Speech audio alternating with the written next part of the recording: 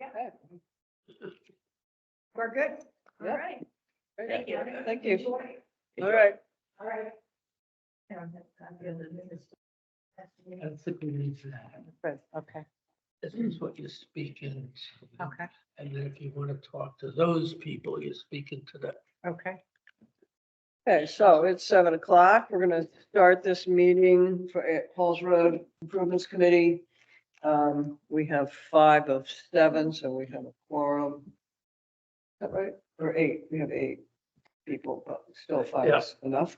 And I think Jane should be arriving, and I didn't hear back from her, and I'm not sure what's up with Dave, but I maybe. think she's coming.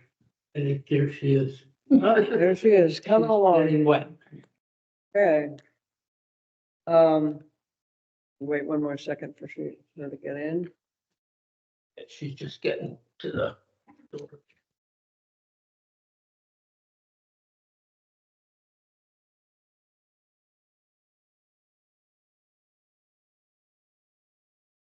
Hello, Uh, just waiting for you. Rather than say it twice, whatever it is we're saying. Okay, so did everybody get a chance to read the minutes, I did, but I didn't bring them, so. changes or? I just have an addition I wanted to make. We had a discussion about having a discussion with the fire marshal, which I know didn't happen, so that should be in the, the issue is that we should add the fact that an informal discussion with the fire marshal about the master plan will take place. Which I know it has, and that'll come up at the next meeting. Great. That's it. So we'll put that into this month's minutes, right?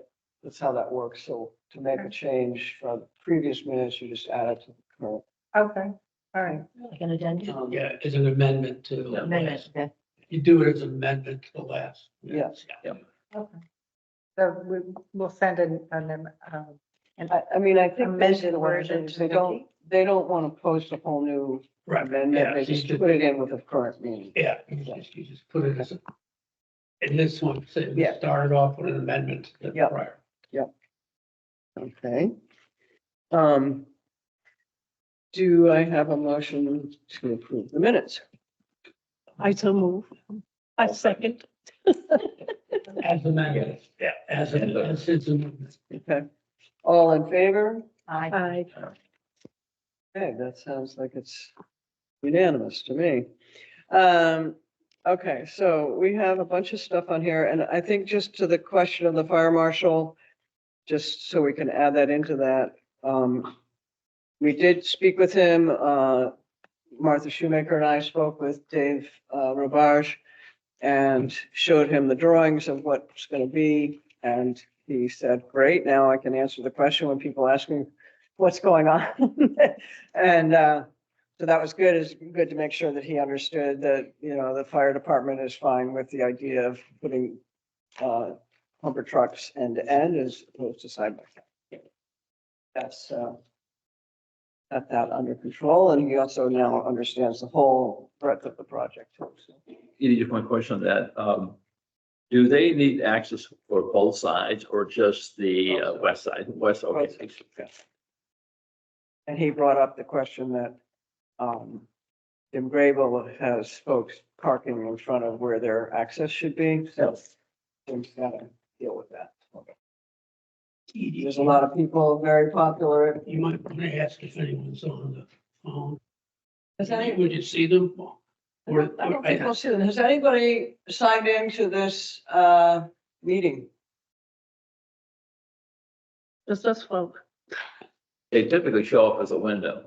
Yeah. Right. So I think it's just us. Yeah. Okay, thank you, though. New process. So, as far as the progress updates, we've completed a bunch of these now. We had a pretty brief review with the Duck River Garden Club. I was sorry we couldn't do more than 10 minutes, but we did the best we could.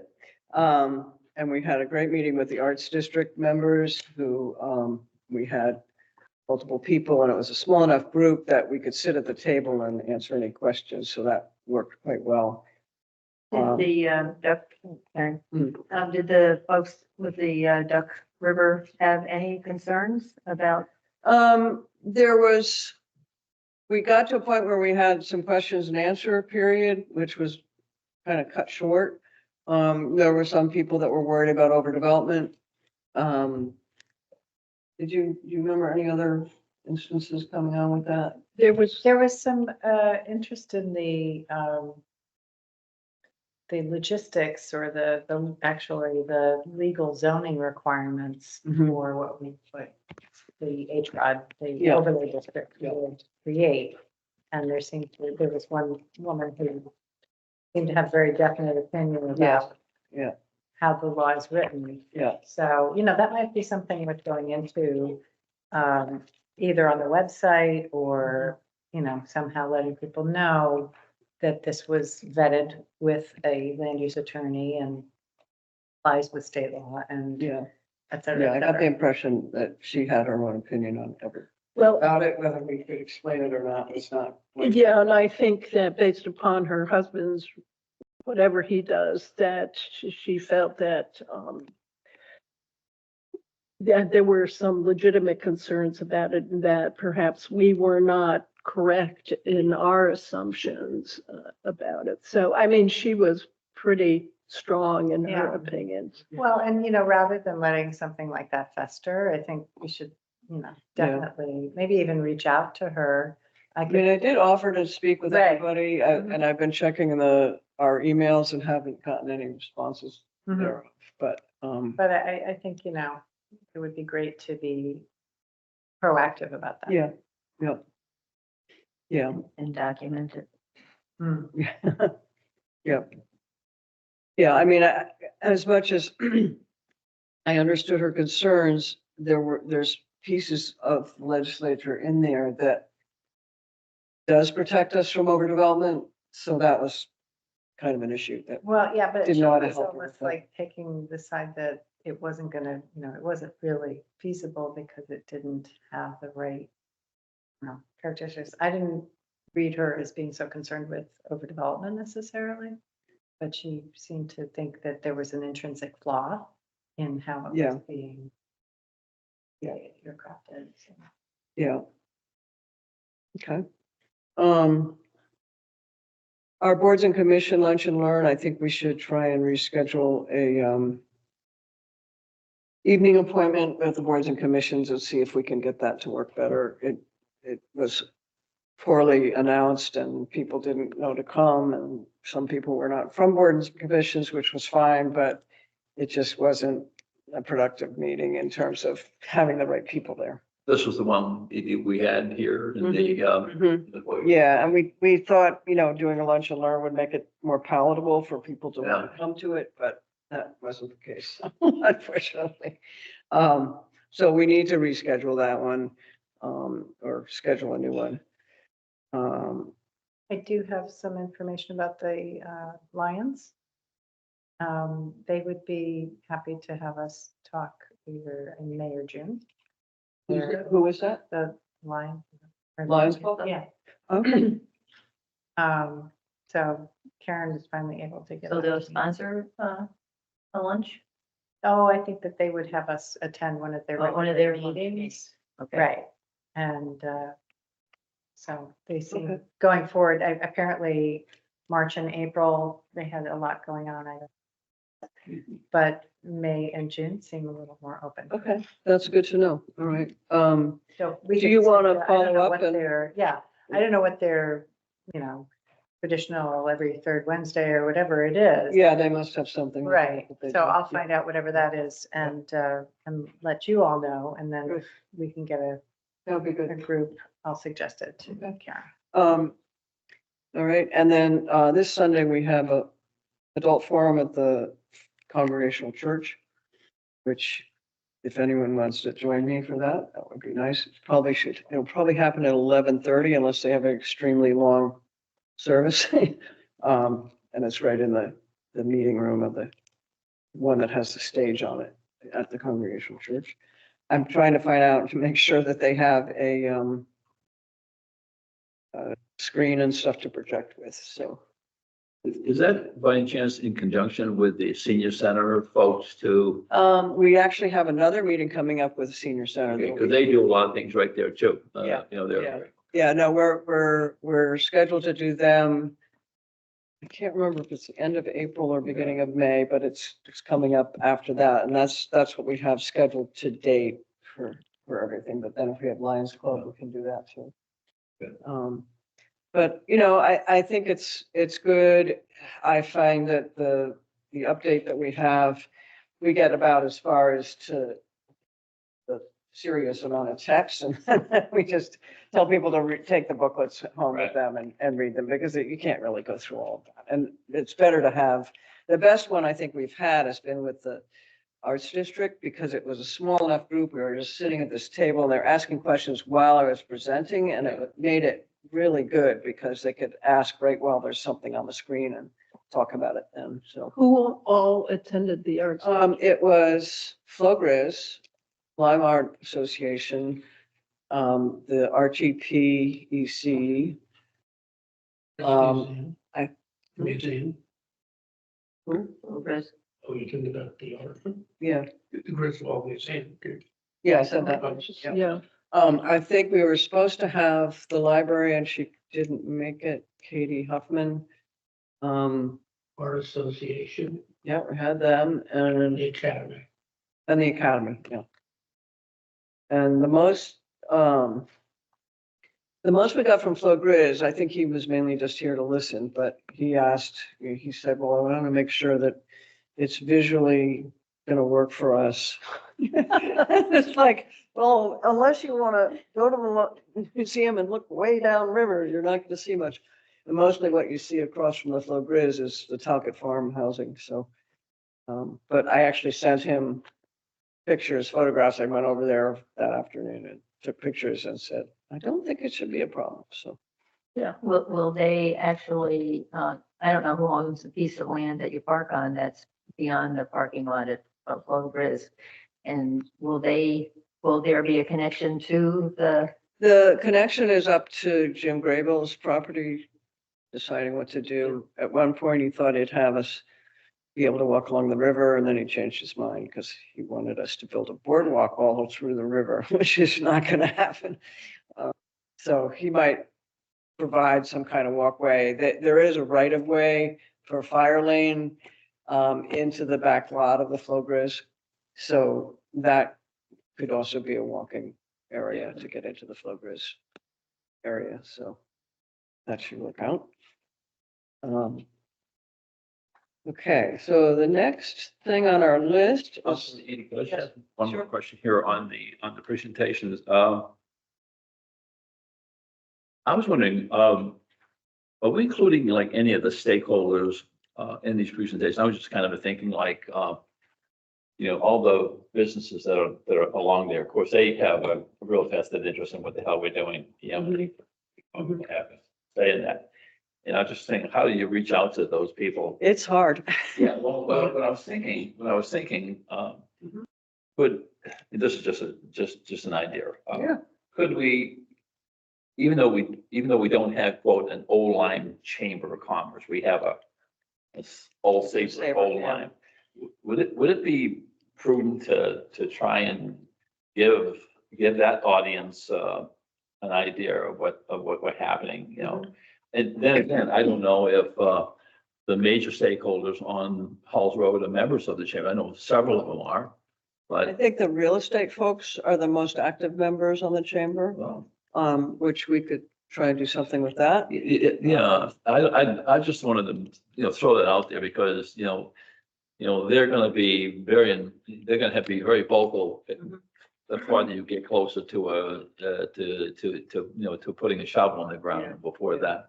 And I didn't know, but I thought it was something we should kind of. I think that's a good idea. I think we can try and get through the chambers. Yeah, what we talked about before was we had an address because we did mail them some things a couple of years ago.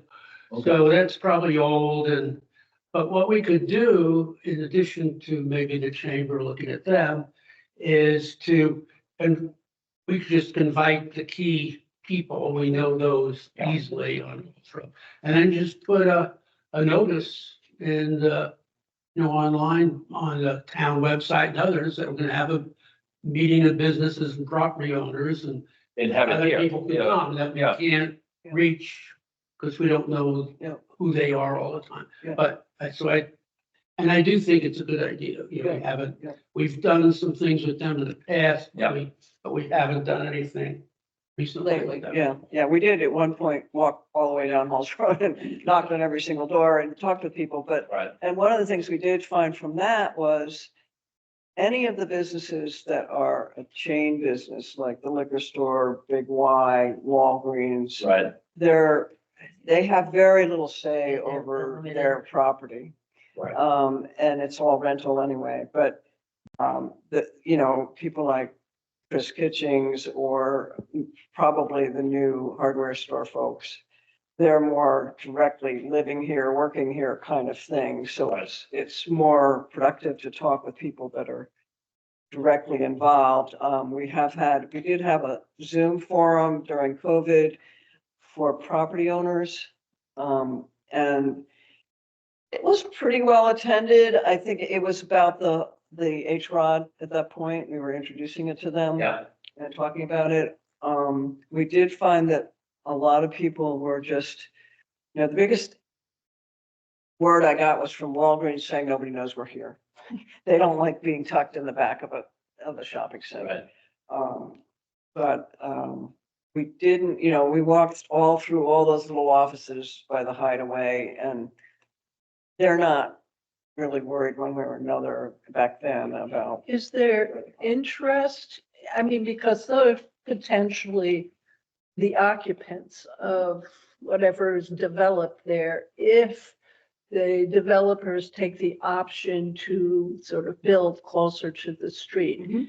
are those people who have businesses there interested in sort of moving forward? It sounds like the Big Y, Well, the Big Y will stay. Yes. it'll stay, and there, but With Walgreens, that kind of thing, they would like to be more visible. And I had a long conversation with Chris Kitchings maybe 2 years ago, and, I explained to her that the good thing was if she ever did want to move up to the street, it could be built for her to just move right in. It wouldn't be like her being disrupted by renovations or anything to her current building. And she is, I'm sorry, Well, what, she owns Bowerbird. the bar, okay. Yeah, which is one of our main best businesses in town that's locally run. I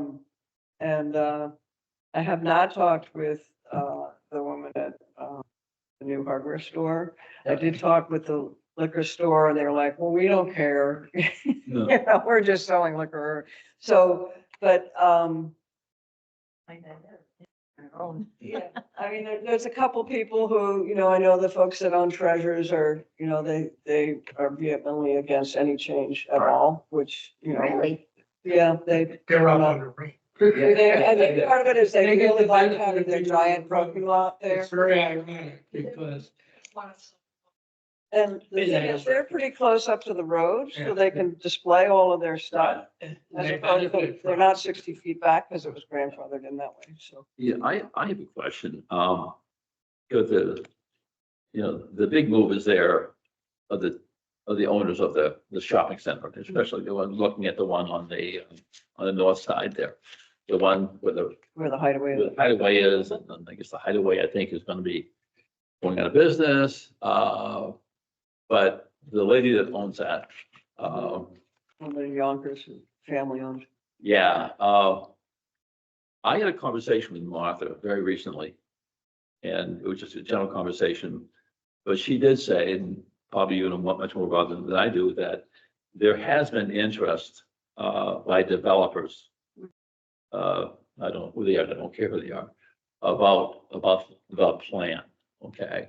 And I just don't know, it would be really nice to understand a little bit about what their interests are. Are they interested in coming up front or building housing, which I think probably, everybody got the ear on that one. And again, as we reach out, it'd be kind, I'm sorry. So these are specific developers that we could reach out to? Well, Martha said, and this is all I know, and this is all I asked. Martha said that people have talked to her, developers have talked to her about an interest in the plan. Mhm. Okay, now I don't know anything more than that, okay? But at some point in time, we're gonna get to the point where we have a plan. It's gonna be approved by, by the boards, by zoning and then whatever. And we're gonna have our master plan in front of it. And then somebody's gonna have to say, put it out, hey, get, who's interested? What you don't wanna do is somebody saying, well, I wanna do this, but you gotta change that. No, there's gonna be some of that.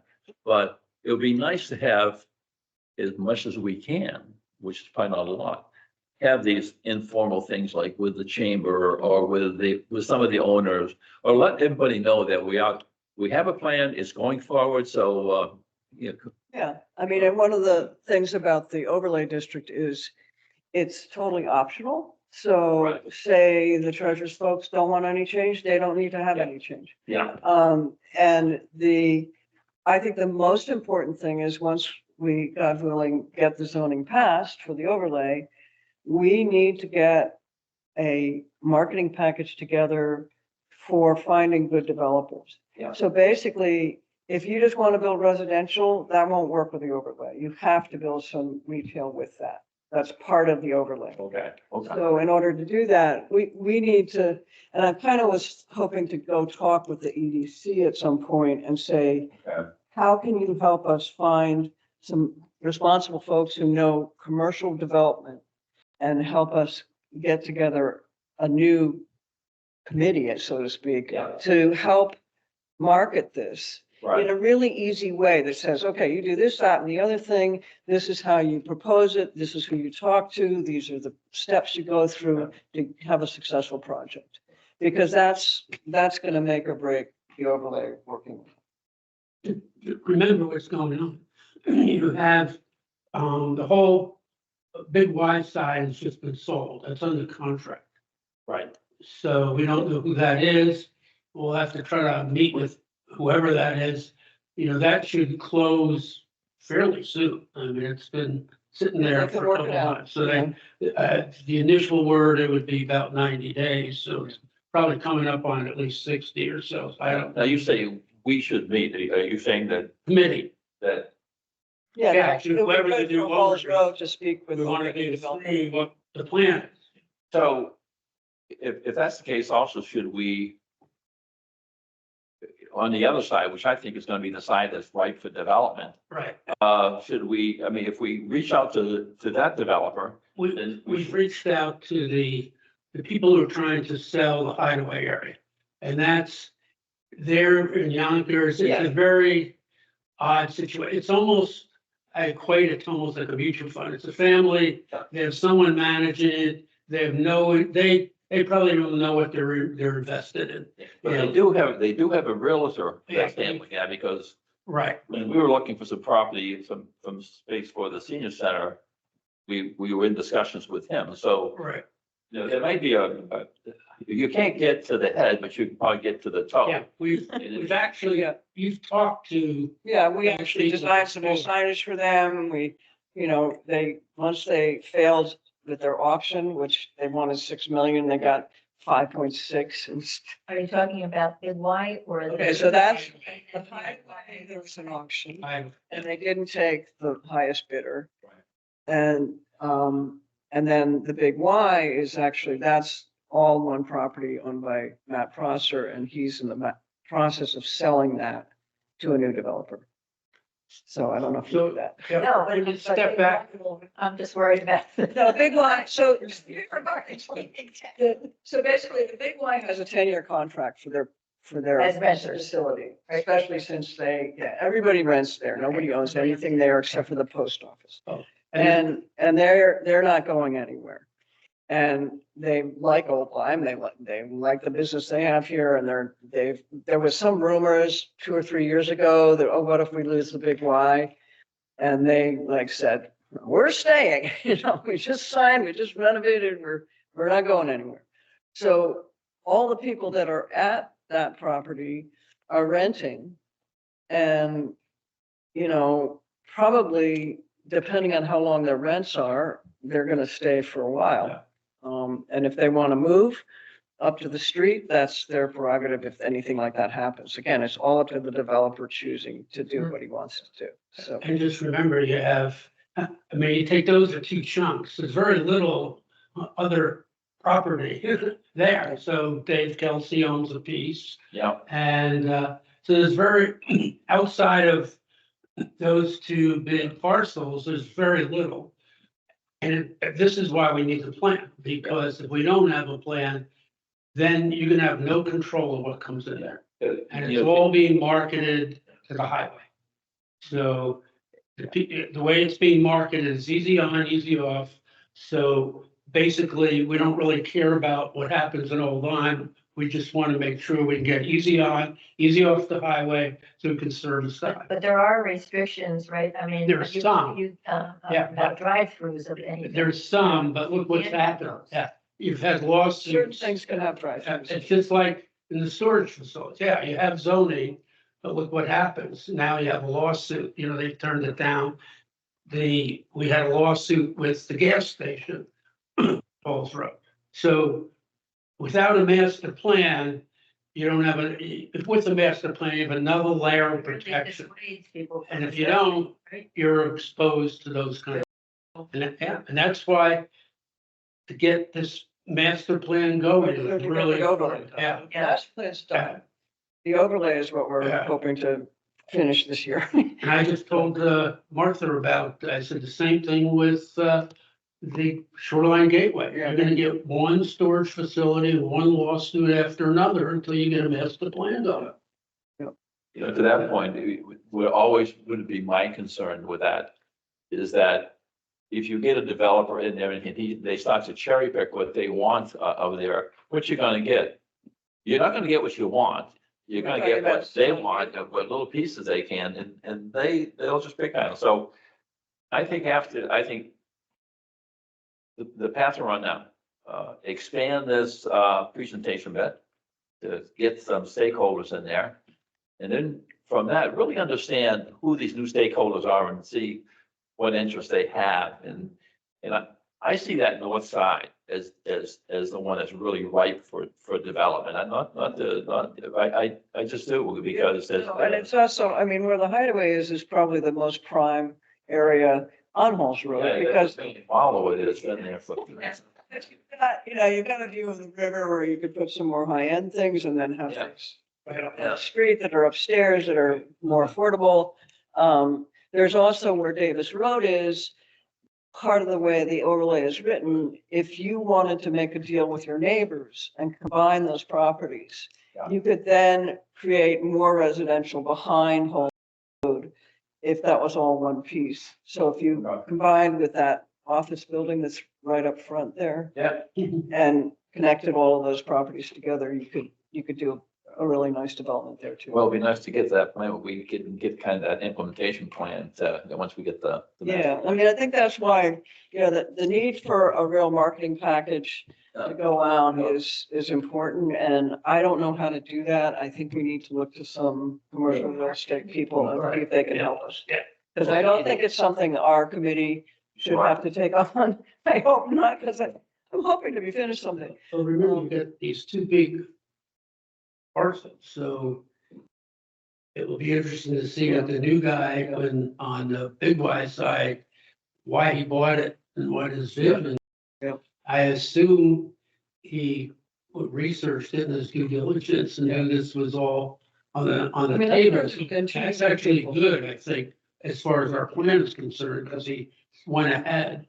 It's really, if you sit back and think about it as a property owner, there's nothing to lose. Because you can leave your property the way it is, and all it is giving you more options. Yeah.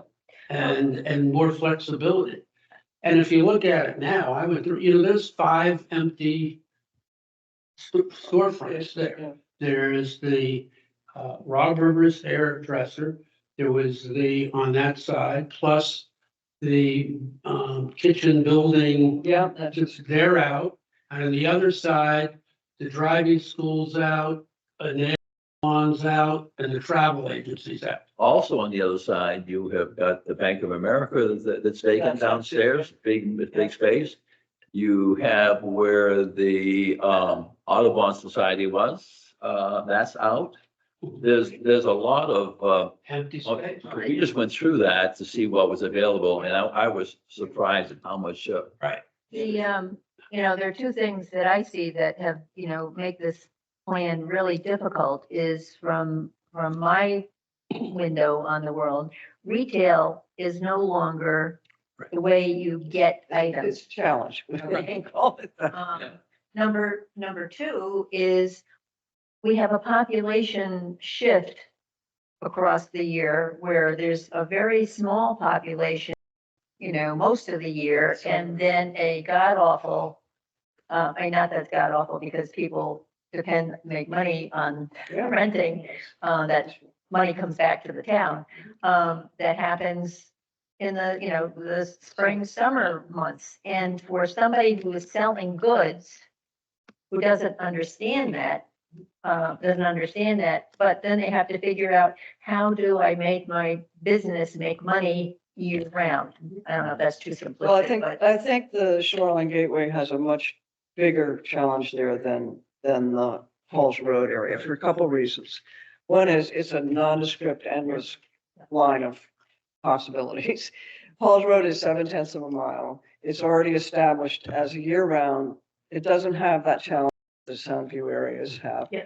And the real thing that we're seeing in retail in the internet era is the challenges to mom and pop shops and to chains that we don't want any big boxes here beyond a market anyway. But it's really going to be service oriented businesses That will that will survive. thrive. Yeah, that will survive. And even, you know, I suppose we could call Bowerbird a mom and pop, but it's a very successful one. And they're a great model of how people really need to browse and see things. Retail therapy is still good for a lot of And people. also this idea, if you have a walkable area, then people have this chance meeting and being able to get to know each other. The one thing you can't get online is that interaction with people, you know? And so that's another reason these small town centers are beginning to thrive because of the internet. Like So, Chester and Niantic, they both are doing well, Yeah. but the strip mall, the strip mall concept is. It's gone. done. Yeah, that's gonna be. so can we move on to our next Okay, piece here, just so I know that Ann has to leave it a timely way. So sorry. that's all right. No, I think it's great to have the conversation and think about all these questions because it's key. The Bridge and Trails, right, is one piece and the Halls Road right of way is another. And we, Jane and I and Bill have had multiple meetings with all sorts of people recently. Very busy. If you want to take it away. Well, you can, we started out, last month, we met with Martha Marks and she had expressed interest. I mean, we had a 15-minute meeting and it's clear she was messaging us. I only have a little bit of time and she sort of handed it off to her assistant.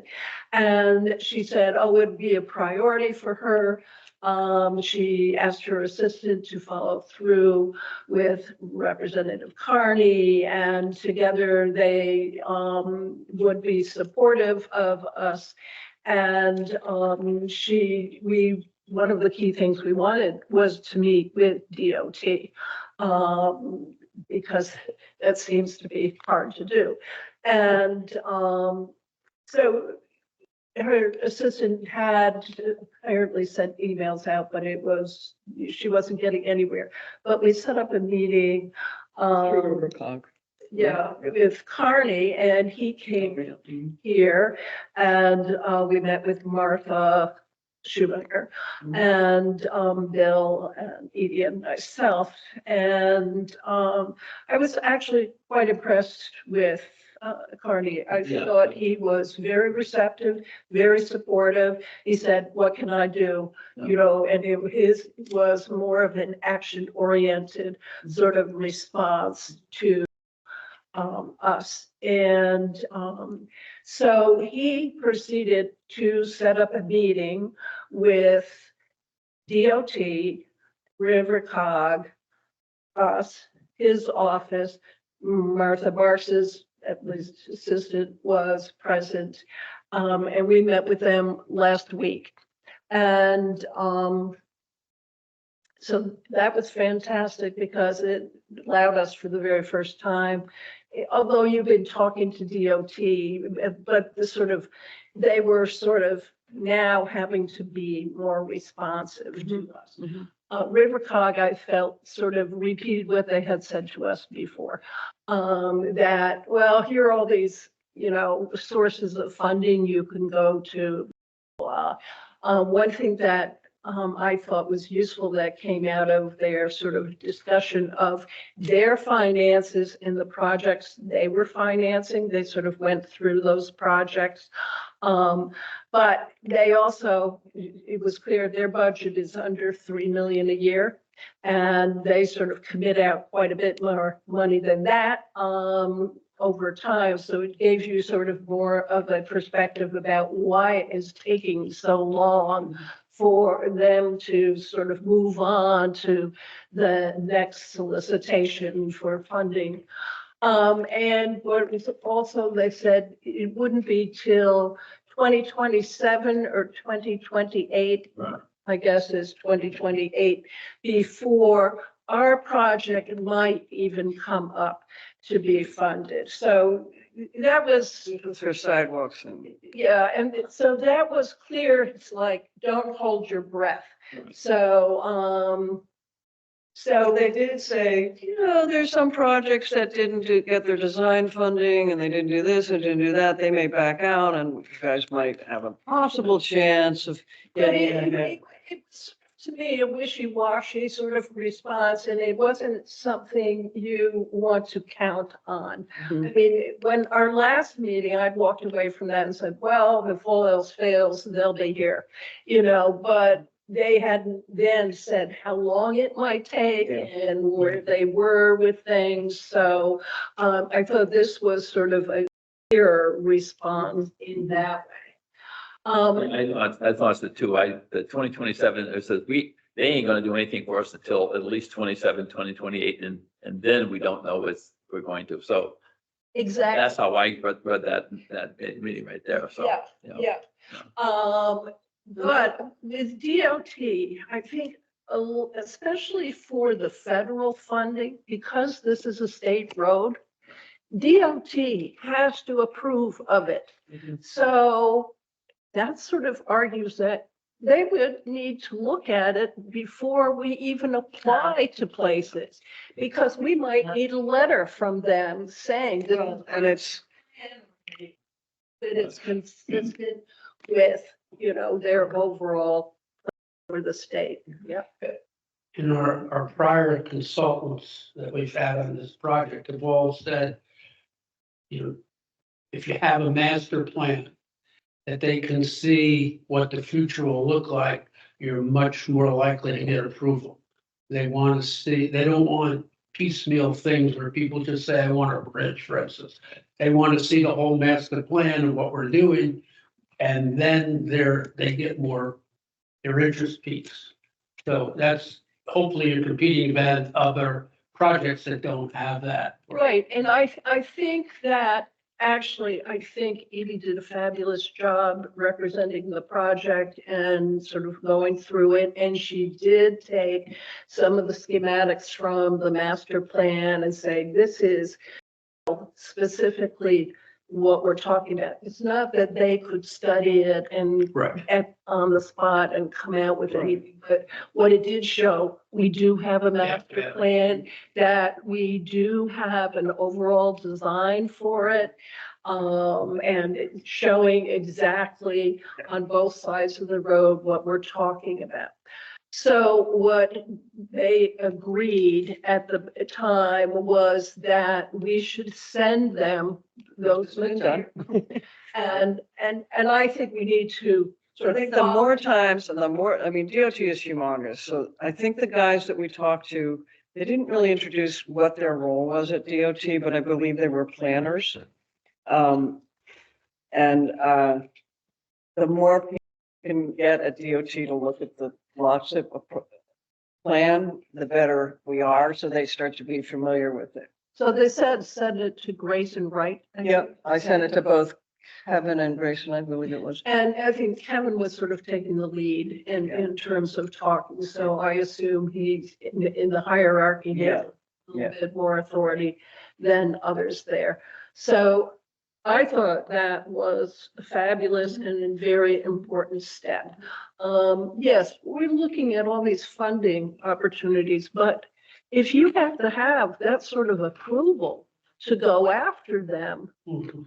Well, and the two main ones we're interested in, LOTSIP and community connectivity, are DOT run programs. They're not something else. So that if we went through that channel, it comes with those approvals, you know what I mean? And then the other thing, after the meeting, I sent a question to Rob Harriman and said, you know, there's a lot of people asking, how do we get these approvals? What happens? What is it? And he wrote back and he said, basically, I can read to you what he said if you'd like to hear this. Who is this? This is Rob Harriman, who's a River Cog DOT guy. Okay. So he said, the CGS 13B-17, wonderful, states no work is to commence within the state right of way without first obtaining a CT DOT encroachment permit. Encroachment permits are obtained through CT dot district offices during the design process. So that would be whoever you had hired to do the design work. Which is our, Our responsibility, or another grant from somebody else that does the design. When a LOTSIP final design submittal is sent to DOT, the encroachment review is included in the package along with other items listed on page 26 of this link. The design engineer should be familiar with these procedures. I do not know if DOT would begin the encroachment review process of a major project they have not committed to fund. So right there, you know, DOT has to have some funding involved in the state right of way. but do we have to have the encroachment permit before DOT will look at it? No, well, no, it's done with the design company that you hire Yeah. to do the specific design work, Oh, okay, okay? okay. Okay. So that's, and basically AI or BSC, whoever we use, Yeah. they work hand in hand with DOT. So I just wanted to let you know about one other thing, which was AI has a guy named Eric Jarbo, who I spoke with today. And he is AI's liaison to Condot. And he's an engineer and he used to work at DOT for 14 years as an project manager. He's an engineer, project manager. He said, he gave me some interesting kind of inside information because he still works at DOT. He works there 2 days a week and he also works at AI. So he's like their liaison to make sure he does exactly what this encroachment permit would require. He's the one that talks back and forth with DOT. He said he would review the LOTSIP, which I've already sent to him, and see if there are any issues, which was something that Martha had asked in our meeting with RiverCog. Right. Are there any issues with the LOTSIP that we need to worry about? And he also said he would look at what the fees are suggested from before and what they would be today, because, you know, and if you're not breaking ground till 26, Yeah. that might be different than 25, et cetera. It'll just keep going up. over Right. years. Right. He said an encroachment permit is the initial requirement needed to proceed with any project on a state road. The question of whether to design ahead of formal approval, which was something that came up with Harriman on Rivercog. DOT is changing to allow things like this to happen, so that you could actually start the design process without the approval or funding from DOT. And he said, if you did a 30% design, meaning not, it would include a full survey of Halls Road, but not include the special details like the culvert changes. It would not include the permitting, but it would be a way of getting a design ready to go that would be interacting with DOT about getting the requirements needed for it. That might be a good start to keep pushing this thing along, so you're more in their face. And he said, as an engineer, he finds Rivercog is a little slow to move things along. They don't have as much funding as other cogs typically receive. And he's going to get back to us either the end of next week or the beginning of the following week. Yeah, I have one question. His review is going to be for just the highway section, or is it going to also be for the trails and bridge? Is it going to include it in He's there? not, no, he's just looking at the sidewalk project. Sidewalks and Yep. and indents for on-street parking and all that. Yeah, so he's looking at our lodgeship. Oh, good. Well, Yeah, he's very good. Great person. He's like, I talk to DOT every day. I'm in there twice a week. And so I think the more people we find to talk to, the better. I've also talked with BSC and asked them, could they look at what the prices were in this original document and what he would expect to see changing. So he said basically he's expecting an 8% increase on an annual basis. Okay. And our original quote from them or suggested estimate was 3,304,800. And he said, if you did it built for two more until 26, right?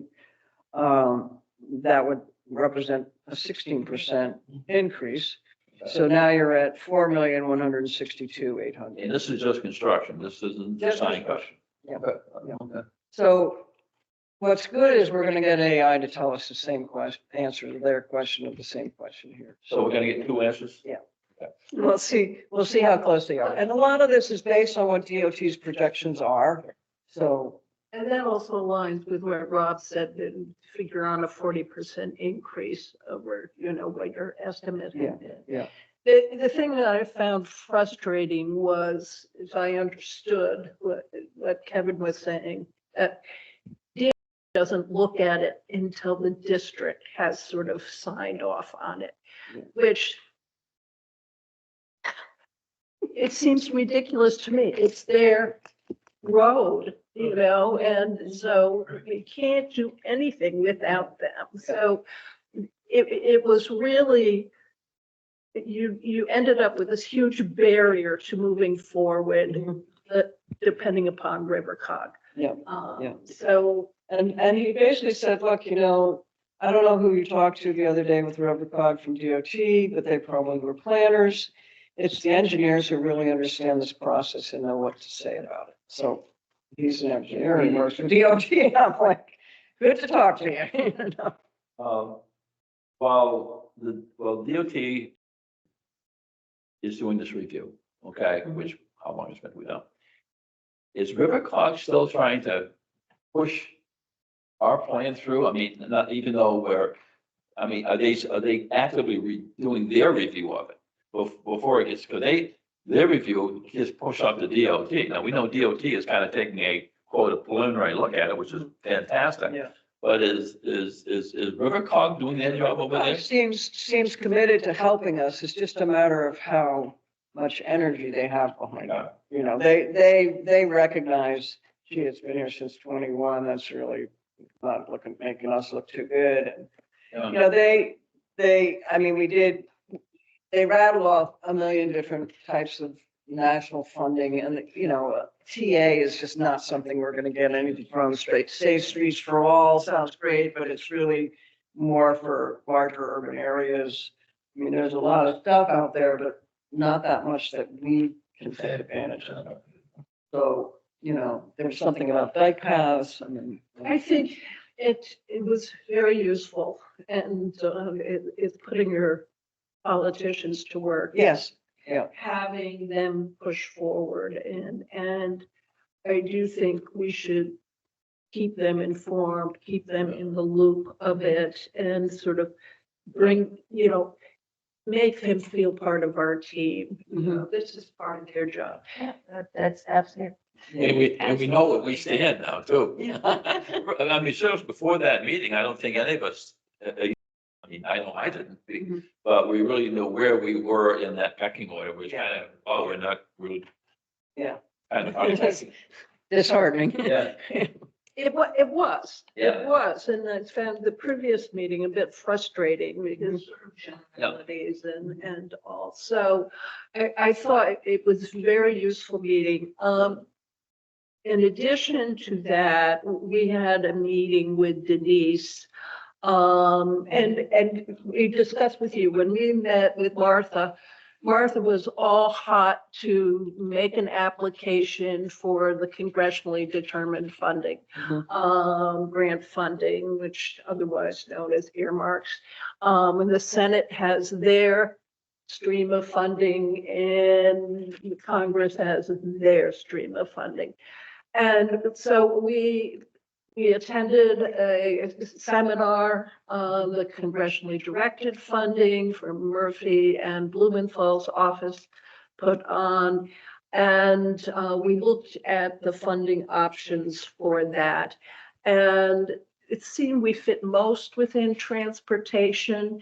But when we looked at it carefully, we met with Martha and she was all hot to sit down and do the application right then and there. I think we all realized that maybe it wasn't such a good fit. Our bigger project. Was such a good fit for that, and that we would be better off going through. Through. Through what? So the Congress has also their Courtney's stream. office. Yeah, going through Courtney's office. So Joe Courtney has another version called something else, but, and that's, so they don't have a date yet for the due date. And but- I looked at some of the grant funding and thank you. I mean, Bill, you were an enormous asset over the past couple of weeks. You know, thank you. which you sort of added. I sort of looked at some of his funding and their sort of announcements. And the good news was the applications he put through, and there were a couple that looked similar to ours, as a matter of fact. Yeah. And almost all of them got funding, not Yeah. necessarily all that they asked for. I sort of did a one-to-one, looking what the ask was for each one, and then one, whether they got funded at all, and two, you know, how much it was. On that same subject, because one of the funds they asked, it was for sidewalks. Mhm. And whatever. Yep. They, through court, they requested 2.4, but they were awarded $1 million. So that was just on that particular. That's exactly right. Yeah, So, yeah. and I think what also came clear, because you reached out to both Old Saybrook and Right. Essex about their experience and the funding they got. What one message was, it took years. Right. And two, there was multiple sources three of different funding sources. for them Right. as well. Yeah. So, Yeah, that kind of leads me right into my, to what I was charged with. What I did was to look out how other municipalities that handle similar funding. I looked at Essex and I looked at Old Saybrook simply because I've been there and I said, we see all the improvements they made. What about us? And one thing was, was very clear that both ethics and Old Saybrook approach was basically, they did their projects in pieces. They had a master plan, but they did it in piece A, piece B, piece C. They reached out simultaneously with, to multiple sources. They did, steep, 500,000. And for the same project, they went out to the community connectivity grant where they got, and then they reached out to the Courtney funding for the $1 million. So this was all going in conjunction, and they orchestrated it pretty well. I don't know how they orchestrated it, but they did. They were able to sequentially get everything done kind of almost in order. What was the project? I'm sorry? What was the project? Sidewalks and a bridge, okay? The connectivity, the basics. It was also, by the way, on Route 1, and one was on Route 1, and one was on a town road, okay? It was on River Road.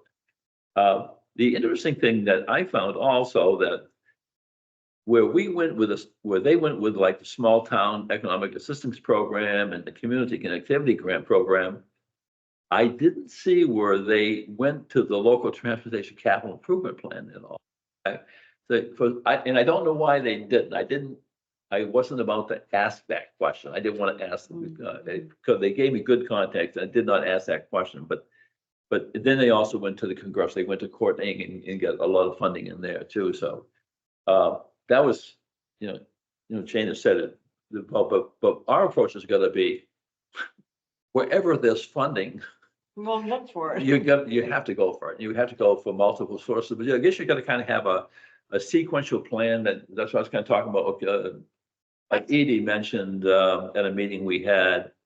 Well, to Martha, why don't we start with the sidewalks on the east side of the highway that will eventually collect to the new bridge, and then kind of think about the other piece down below, which is on the other side of the bridge.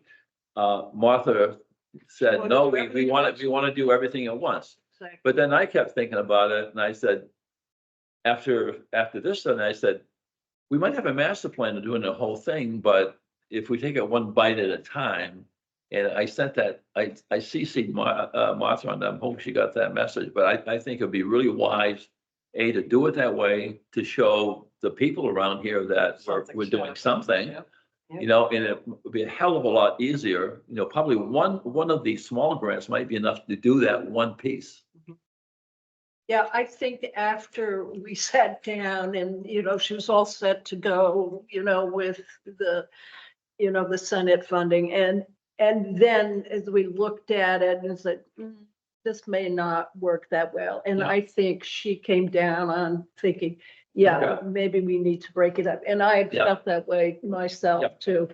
All along, that the big nut of now say 4 million, say 5 million, by the time you're done, none of these sources is gonna give us that much money for 0.7 miles in Old Saybrook or in Old Lyme. So, and Martha, I think, had this idea, well, if it's a really big project, we'll get more people to work on it and it'll be and I think once she realized the funding issue, even if it's a really big project and you'll get more contractors interested, it's not going to work if you don't have the money for it. yeah, but often when you start with one, then they have sort of Snowball, an in and it snowballs. So, there are advantages to getting in. And we even heard way back when we were doing the master plan with BSC that we've never gotten a LOXIP grant.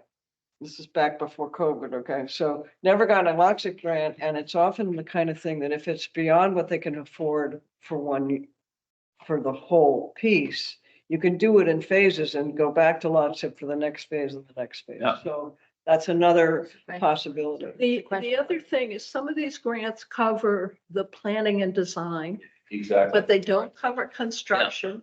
And other grants don't do the planning and design, they only cover construction. Yeah. So that's another part of doing this sort of piecemeal thing, is breaking it up and looking for those sorts of funding opportunities as well. The other thing along with that too is that if, if we could develop some kind of a strategy for, what piece of the puzzle we're looking for, is that when I look at the sidewalks and the improvements on the west side of the bridge, and if I look at if they developed that north side first, where the highway is in there, probably a developer that was very, very, very, very interested in that We'll build could, his own could, sidewalks. could build their own sidewalk. So I think there's a lot of reasons to say, okay, we got a big plan here, we're gonna chunk it out, and this is how we're gonna approach it, and now we're gonna look for the fund. You could be looking for funding way out here, but, we got a plan. Yeah. Just do a piece of, and I think that's probably how Essex did it, because Essex coordinated there. Remember, Essex coordinated with Westbrook. They also had two state senators, because they had two state senators, one that has Westbrook and one that has Old Saybrook. They had a lot of horsepower in there pushing on the things there. So they had a good plan and forward. So I think Yeah. we should follow the same way. Yeah, I think we will probably just by default have to do it that way. Like, I don't think it's like a choice. It's like, Yeah. here's how you get something done. And, that's, On that note, I think one thing that the town should do is they should have some flow charts for people for how do you go about from step A to step B to step C in this particular effort. Because, I mean, from my years in the state system in higher education, I can't believe how complex this is to get one thing done, and how many, it's like the spokes on a wheel. There's so many Right. other things that have to be covered, but you don't necessarily understand the sequencing Yeah. of it. and it's to- not necessarily in a sequence because, we're trying to get our Well, we're overlay trying to- done. At the same time, we're trying to do sidewalks and a bridge and. So I must say, one of the things that I sort of picked up on in our meeting, our big meeting last week, with Carney and DOT and Rivercog is if there's a housing option, there might be more money options for funding. Yeah. Yeah. And there's housing in there. So right now, that is not something we can be sort of selling on this. Well, and project. I was wondering what that meant, because if housing was something the town was gonna do, we could have a say over it, but if there's a way of promoting the overlay and it's part of our project that says we're gonna get some multifamily housing in here, would that do it? I don't know. I don't possibly see how that can happen because we have no public sewer and no public water. There's, the apartments next to the train station? No, Saybrook. Yeah. Oh, and all six, yeah. Yep. So those are all on a community septic system. Yeah. This is something that can be done. Well, if they Here. want it, right, if you invest in the Well, community. this is a developer will do this. We're not doing You don't any have of to, that. okay. We are not doing any septic systems or wells for Halls Road. It's all done by the developer. The developer knows that's what they have to do. So then I say, if we can have housing, I mean, a shortcoming of this community is people who spend their entire lives here Mhm. in 4-bedroom homes. When it comes time for them, they want to stay in the community. There are very few choices. Yep. Very, very few. And to push them over to Old Saybrook is sinful. Right. Yeah. I mean, Well, I know, or Niantic or. or no, but it just. Saybrook doesn't take. Let me ask you a question just on septic, and I agree with you. It's got they have to have alternative systems. Obviously, Old Saybrook has in their regulations, they can put in those alternative systems. I don't know if RWPCA has written, I know we have alternative for small systems, but that would be a very large community system. That would be like a community system, basically. That's what they are. They're not single family, they're kind of what they call community systems. So, and again, it's a long way down the road, but it's something we gotta make sure. Well, that- and part of our response from not getting the overlay passed this past year was to go and have a soil scientist take a look at what exists on Halls Road, what kind of soil, typical types of soils we have there. And he did a report for us. And he did verify that, you know, the land itself can handle More septic systems, septic some areas systems, better than yeah, others, yeah. but they can handle that. And obviously, not only is it possible, it also will be one of the things that helps minimize overcrowding and overdevelopment. Yeah. Because you don't have a septic system. I mean, you don't have a Right, sewer that's system. just, all right, we'll never have huge developments. And, you know, the whole reason we don't have a sewer system is not only because